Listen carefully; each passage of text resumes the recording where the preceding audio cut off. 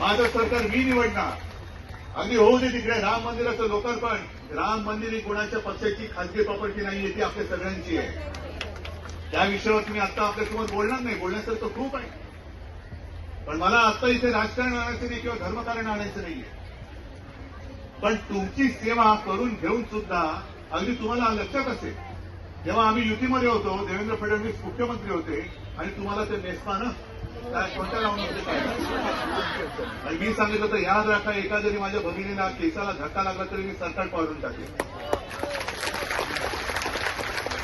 आताचं जे काही 3 भागडं सरकार जुळलेलं आहे, तंगड्यात तंगडं तंगड्यात तंगडं, शेकडा बारा शेकडा तरी सरळ जाईल करायची, पण हे सरकार नाही सरळ जाणार.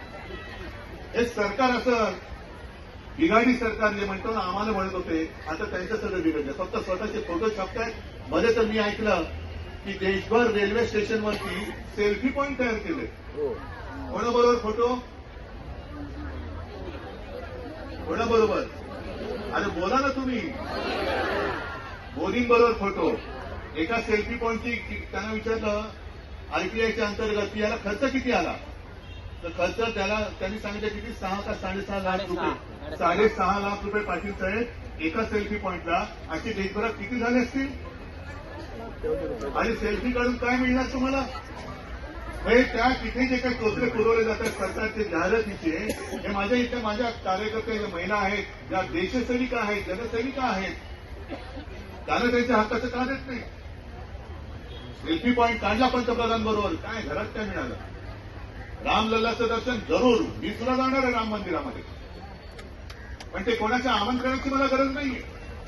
जसं मी पूर्वी गेलो होतो तसं जेव्हा माझ्या मनात येईल त्यावेळेला मी राम मंदिरात जाईल. पण दर्शन घेतल्यानंतर पुन्हा प्रश्न हाच येतो की माझ्या घरामध्ये गेल्यानंतर मी माझ्या मुलाबाळांना खायला काय देऊ?